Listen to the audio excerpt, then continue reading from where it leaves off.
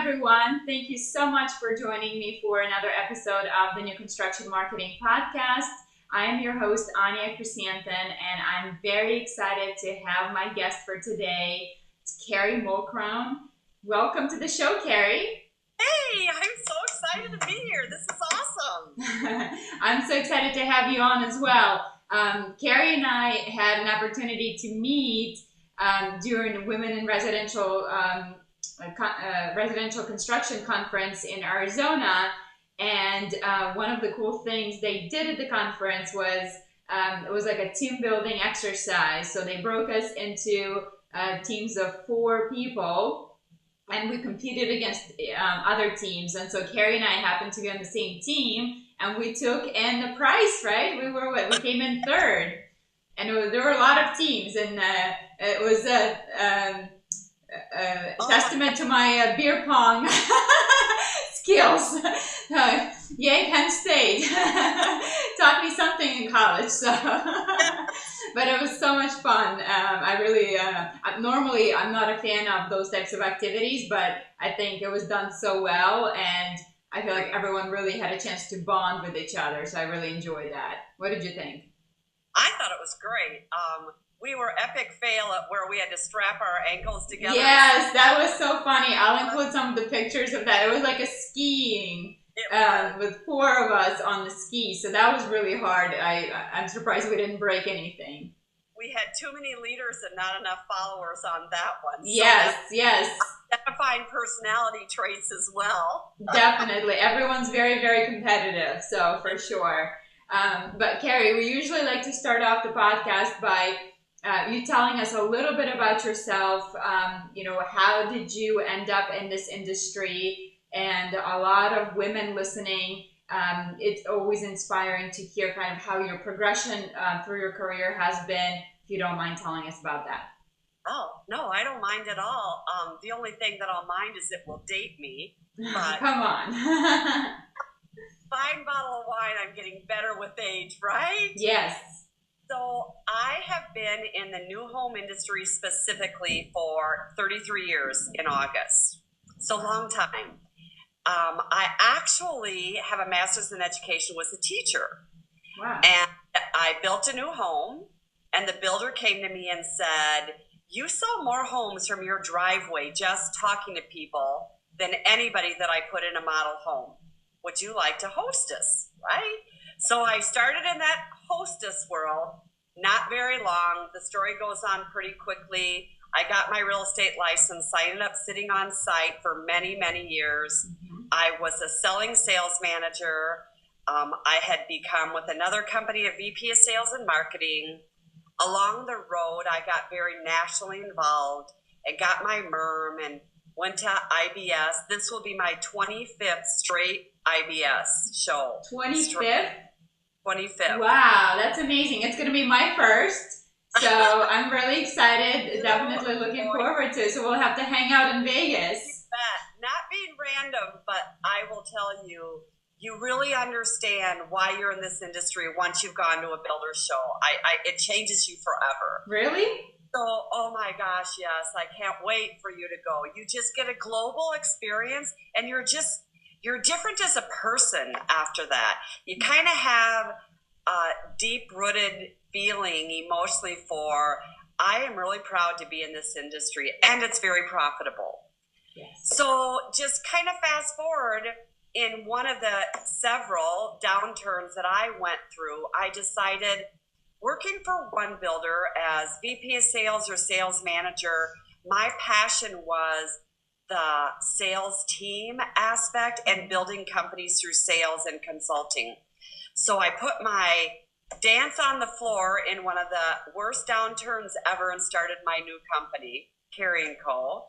I don't highly recommend that, but it stood the test of time because I'm here today.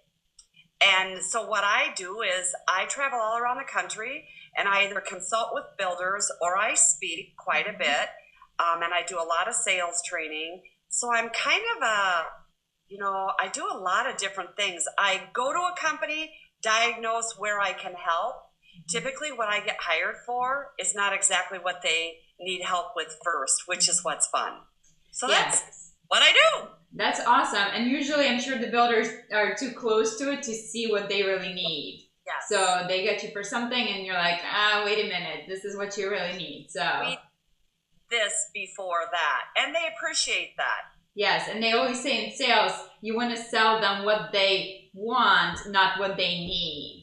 Correct. Right? Because they don't see that. So that's awesome. So it sounds like you've been doing your own thing for quite a while now, and obviously doing it really well. So that's really exciting. That you became like an entrepreneur through the whole experience. So Yeah. that's really really cool, and I'm glad that you took the leap of faith and did that. So. And a lot of times, just what it is. Now, there are days that I wake up and wish I could call in sick to the boss. As go to work. Yes, you're the boss, so no flaking out on that. So, and I know how competitive you are, so there's no way. Well, Kerry, I heard that you have a new book in the works. So tell us a little bit about that. So it's a new home sales and marketing best practices, a collection of industry experts. And I have to do this because I have to show you my Brady Bunch picture. Yes, that is a Brady Bunch picture. All the rock stars. All the rock stars. So this is really, really cool. And I'm hearing amazing things on it. I have a couple books that I've written before that's also at Builder Books. And I was putting off writing a book, and I needed to do it. And this was my year. It was in my business plan this year we're in. And it's like, dang, I was not getting it done. And I'm like, Kerry, you cannot do this again, because it had been on the business plan the year before. And as we all know, life got in the way, but I still strayed from the plan.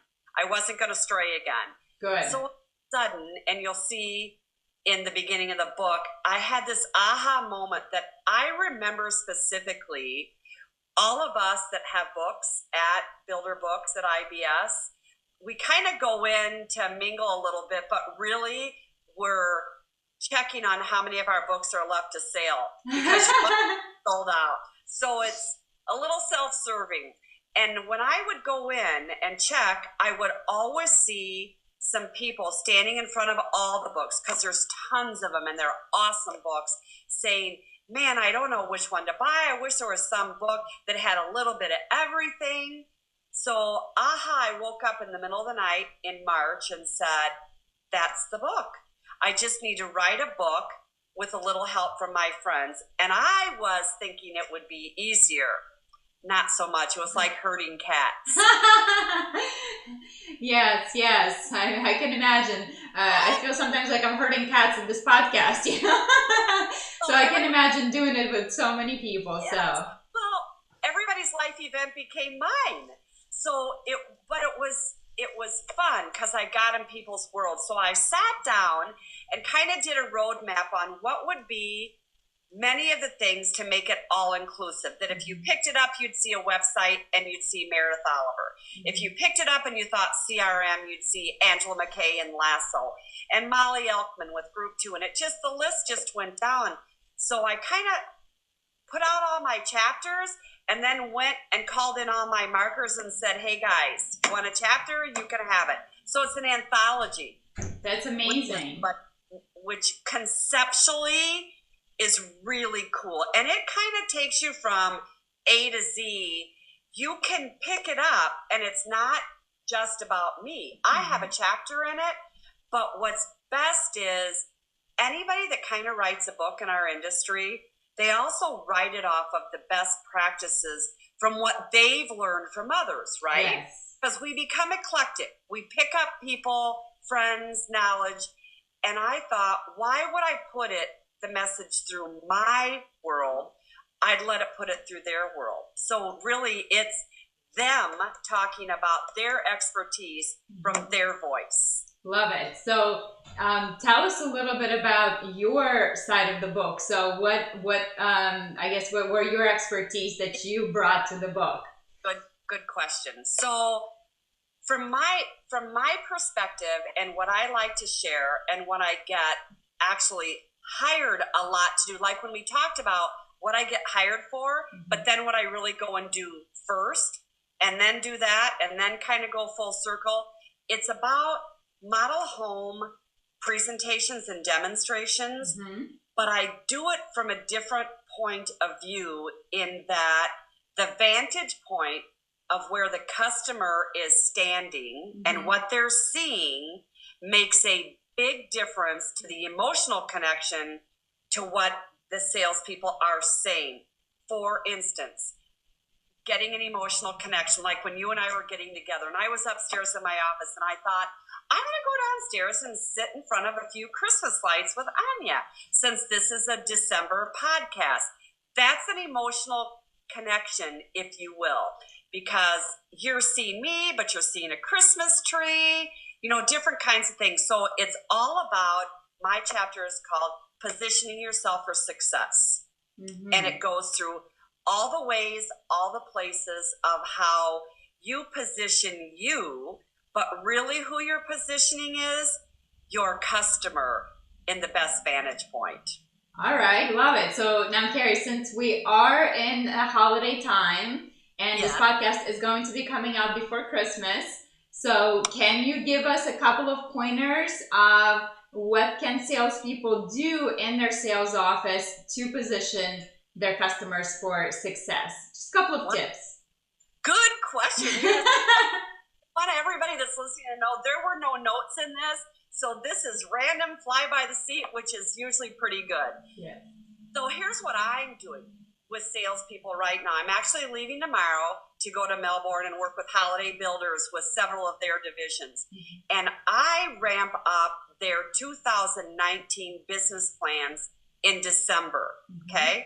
So number one is that a lot of people work off of what I call an 11-month calendar. They flip the calendar, it's January, they make a New Year's resolution, epic fail, they don't keep it. Then they start thinking about business. They start writing it down. If they're smart, they write it down. And then they go to February. So they're on an 11-month calendar. If you do that in December, flip the calendar, you've got the plan. So you've got a 1-month advantage on all your competition if you put it into place in December. Hint one. Love it. Love it. So get your stuff together before the New Year's. Yes, so that it is rolled out. I think the second thing is that we have to face the fact that there are several. Number one, could anybody come in your model home today and buy a home and be prepared to purchase? And the answer is yes. And it doesn't matter what season, what month. There is always going to be that happening. So you had to be prepared, again, why your presentations and demonstrations are super valuable. But with that being said, and being super realistic, there's also what I call seasonal selling. I think that in seasonal selling, we find people kind of start to hunker down. It kind of starts actually at Halloween, and then it kind of goes to Thanksgiving, and then you've got the holidays, whatever holiday you're celebrating, Hanukkah, Christmas, whatever it is, you get that feeling of everything should wait till next year, because right now I should focus on my family, my faith, all those kinds of things. Yeah. So my hint too is be prepared to work with the people that still have the capability and capacity to want to be purchasing by the end of the year, even if they don't want to start the process until the next year. So you're kind of getting your customer off the street, ready to come back to you with the details. But with that, you need to take December and nurture your pipeline that starts next year. So who are the people that are maybe your B and C buyers, or have a behavior that said, get a hold of me in the spring, or we'll be ready after the first of the year? What are you doing? What are the calls? What are the notes? What are the cards? This is pipeline time, people. And I think that you can do some pretty amazing things to be top of mind when they flip their calendar. And say I sent you that personal note on you and said, I just wanted to wish you and your family the happiest of whatever you're celebrating in December. And we'll chat after the first of the year. I'm kind of warming up my call for my appointment. I'm not asking you to come in and visit right now. I'm not taking you off of your game by saying, come in and give me a deposit. I'm simply wishing you well.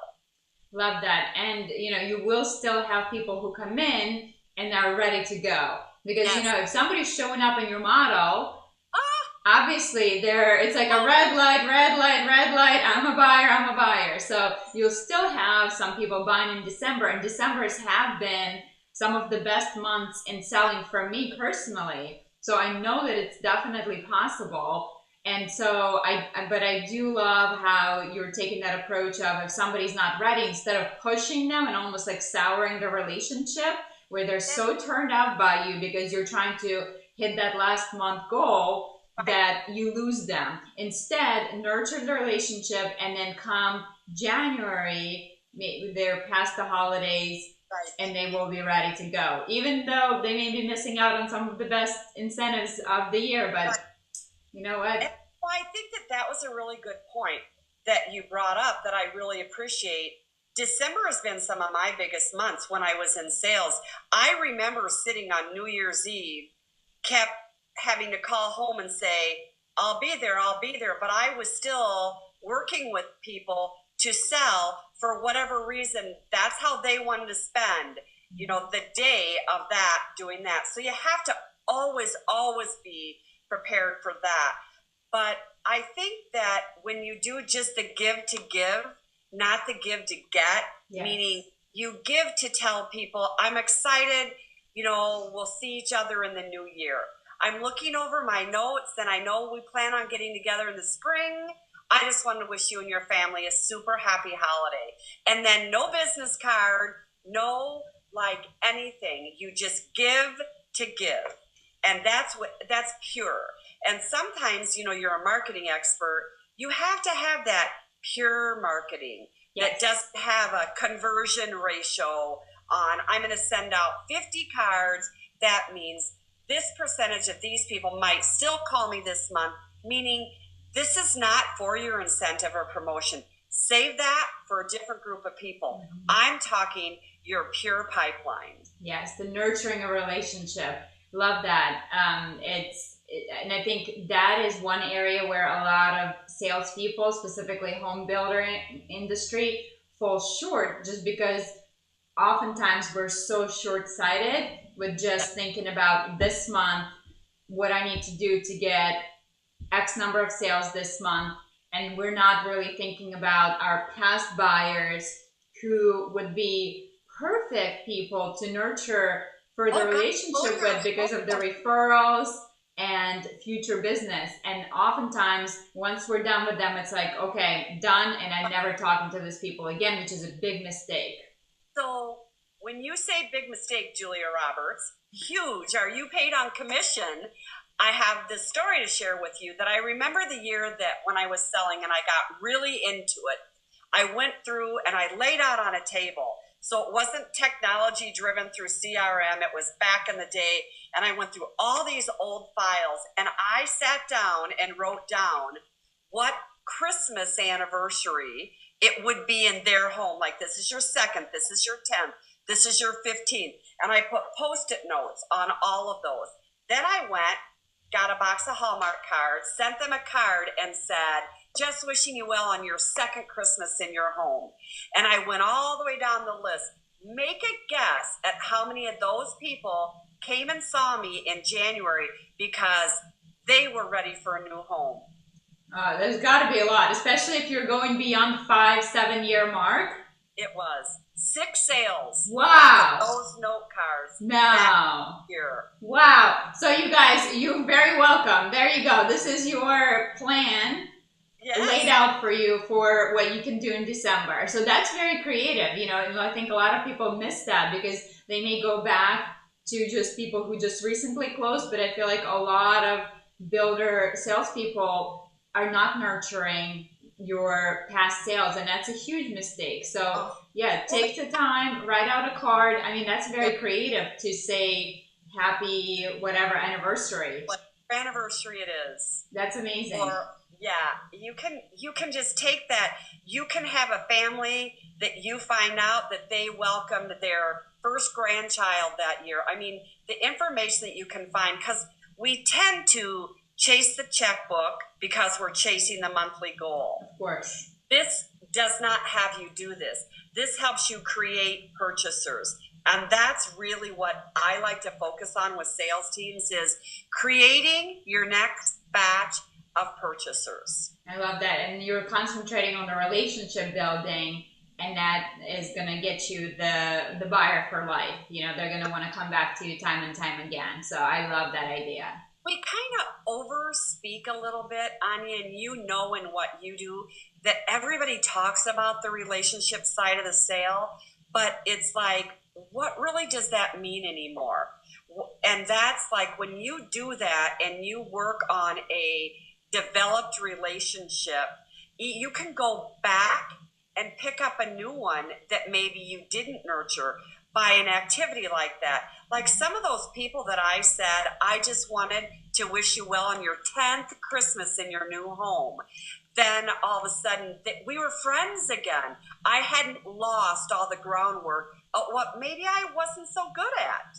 Right. Yeah. So it's never too late to pick up, and you'll always have those great relationships. You know, when you, especially when say if you leave a builder or you know, you're no longer in that area, and you still have your customers call you just to see how you're doing. I mean, that always is like the best feeling in the world, because you know you've impacted them so much, and they obviously care about you as a person, and you care about them as people. And I mean, they really feel the love. Yes, I think that's what we can learn a lot from realtors, because realtors usually do go the extra mile, because I mean their livelihood depends on a lot of this referral business. And I think us as salespeople for the builders, we really need to take a note from that and implement some of the strategies. And I think I just love that Christmas card idea or holiday card idea that you brought up. So everyone,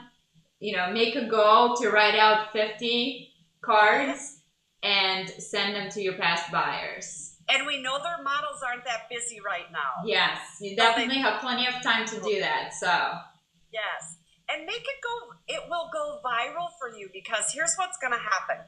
I get that note in the mail from who sold me my home, right? And I go, oh my gosh, was that cool? I'm going to my child's Christmas event that night, or I'm going to a cocktail party. I will say, you should see what I got in the mail today. You can make that go viral. Sometimes we need to get out from behind our computers. Yes, yes. And if somebody will snap a picture of it and put it on their social media, extra points there. So. Absolutely. Absolutely. Love that. So I saw on the back of the book that you have quite a few rock stars there, and few of them have made appearances on my podcast already. Yes. So let's see. So it looks like you have Elena Money and some of the other guys. So what are some of the other chapters that you have in the book? If you can tell us more about, you know, what areas of the business were covered in the book. So when somebody's looking to pick it. So, you know, let's pretend, snuggle up, get a cup of hot chocolate, and what I'm going to do is give you the table of contents. Perfect. That's going to give you some of what's in the book. Love it. So, once upon a time, in the world of new home sales, so we have Positioning for Success, myself. Is your website fantastic? As soon as I say fantastic, who do you think of? I think it's Meredith. Meredith. Then I've got Marketing Matters. And of course, I think of Molly with the marketing. Yes. On sales is Just Sales. My friend Will Dutterstad. Yeah, Will is going to be presenting at IBS too this year, I think, right? Yes. The Cultural Shift, Embracing Change is Angela, with some CRM tips there. Mm-hmm. Becoming a Meaningful, Different Home Builder is my friend Elena. Of course, and, you know, Elena. I love, Elena was on my podcast as well, so. She's so fun. I don't, did you see she just recently got married? I did. So here's a funny story. We probably don't have this long, but I will tell you that I was teaching, uh, let's see, I was teaching an NHB course in Raleigh, and I brought her in as a guest speaker as a builder, right? And all of a sudden, he called me and he said, "We've got a problem. You've got Elena scheduled to be teaching in your course," and I was going to propose to her that day. What? No. Are you So I'm kidding? like, "Oh my gosh, we'll work this out." He said, "So we'll just tee it up differently. You know, you get her in and out, and we'll be able to set it all up behind the scenes." So she got engaged right after leaving my Oh, that is the course. sweetest thing. It was so cool. So I've watched it evolve. It's really fun. They are like this together. They are so cute. They are so cute. And you guys, I will link back to the episode so you can listen to episode with Elena. It was a good one. Oh, I like that one. Then I've got Know Your Numbers. I have a builder that I work with in Des Moines, Iowa. Rachel Flint is the vice president there, which is, I mean, she's worked her way right up and she's fabulous. And she is a numbers count person. She knows her numbers all the time, which is kind of how she worked her way up in the world. So I've got Rachel doing that. VP of sales and a sales manager. The company where I'm going this week, Holiday Builders in Florida. I have Michelle Smallwood is the VP of sales, and Kathy McDaniel, who's a fabulous sales manager. And I followed her through years. I've gone to most of the companies where she's been a sales manager. I've been a consultant, and they talked about that relationship. Winning the edge and building your team roster. That is hilarious, and that's Erica Lockwood, who's a superior recruiter, and she uses a football analogy, so I love it. Profit by design. I'm looking at Jane Marr, because there's a design chapter in it, and she does it. And then I've worked with Charlie Scott forever in customer surveys, and he did a chapter called Building a Customer-Centric Culture on how you get a customer culture from the beginning. So really, it's literally A to Z of what you need to know when you're in the home building industry. Book up in one of their chapters would pay off. Yeah, I love it. And then that's such a genius idea, because you know you can write a book about home building, but there's going to be like one area that you're an expert in, but you got all the experts, and it covers kind of like the whole variety from all angles. And the first person that's throwing it out there, because the book just got done like weeks ago. Congratulations! Oh, yes. Kerry, tell us, where can we buy the book? You can buy the book on Amazon. Okay. And you name New Home Sales and Marketing Best Practices, a collection of industry experts, or anybody that's going to the Builder Show. Builder Books has taken it. So I'm always excited about that. You never know. Builder Books always takes the best of the best. So I'm pretty excited that I'll be there in our book. Awesome. Congratulations. I will definitely link the link to Amazon. And I'm looking for my signed copy at IVS. So you can have I'll bring the pen. Okay, perfect. I definitely want a signed copy from you. So and Kerry, is there anything that you're working on currently, or any speaking engagements that you're going to be doing in the upcoming months that people can look out for you? So let's see, as we turn the calendar, I'll be speaking actually with Meredith at the Home Builders Association in January, the Home HBA in Brevard. I was very blessed and lucky. We all heard that how many programs were submitted for the Builders Show this year, like 4 or 5 times the amount of the program selected. So I did get a selected program for that. Congratulations. That's huge. And what that's going to be really cool is a lot of times I speak with my industry friends. And what I did this time is I chaired nationals for the Sales and Marketing Council last year. So I judged all the awards, and that was quite a deal. and I was in on the selection for the salesperson of the year. Wow. So who I'm teaming up with, his name is Greg Lee. He's with Toll Brothers in California, and he and I are going to do a program on sales training to the ultimate salesperson. Wow. So you will see the salesperson of the year from last year speaking with me, and me speaking on some tips and hints on how to become him. That's amazing. Love that idea. So I'm definitely looking forward to hanging out with you at IBS. It's my first time, so you'll have to... All the way. Never miss being in Sales Central. It is where all of the networking goes on. Definitely going to Sales Central. So I can't wait to see Quint and everyone else. So everyone that's been on my podcast, I feel like, Quint, at Sales Central, just a little tee up, Lasso and Group 2 are sponsoring a day there, and they have a really great thing going, kind of like my anthology. They're going to do some mini TED Talks, just quick, and I will be doing one of those TED Talks, and Quint will be doing one. That's amazing. I love that. Yeah, it's so fun to see people that you establish relationship like virtually. I mean, you and I obviously had a chance to hang out in person, but it's so fun to finally meet those people that you talk to, on the computer or the phone, and I feel like... Well, you go up and you hug somebody like you saw him yesterday, and you're like, have I ever met you in person? Yes. Because you'll like it. Yes, that's how I feel about a lot of the people in the industry that I've chatted with them, we've connected, we're talk on social all the time, but I've never actually met them, but I definitely think about them as friends. So, well, Kerry, where can people connect with you on social? Speaking of social, is there a place where you hang out? Sure.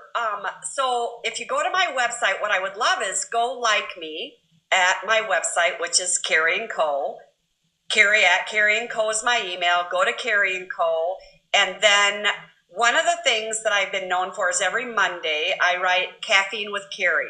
So I have a thought that kind of comes to me on Sunday, and I write it fresh every Sunday night, and it goes out to everybody, and you can sign up for Caffeine with Kerry on that, and then that'll go to Twitter and LinkedIn and everywhere. Love that, love that. What are you channeling that it comes to you on Sunday? How can I tap into that? It's so funny because I do a lot of catch-up calls with people on site on the weekend. It's one of the things that I do with builders is I'll check in on their models. While the sales managers maybe don't necessarily have to be there, I'll check in, maybe troubleshoot, maybe brainstorm.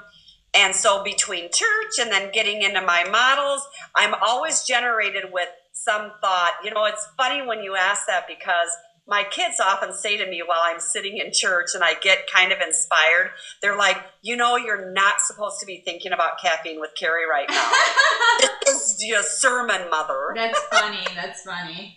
Great. Well, I'll link all of the information for how you guys can connect with Kerry. Thank you so much for being on the show today. It's been such a pleasure. Love you. I can't wait to hang out with you at IBS, and I'm sure we'll have you on the show again to talk about maybe your 2 other books. My goodness, woman, you're a machine. I love it. All right. Well, bye for now. Thank you. Bye.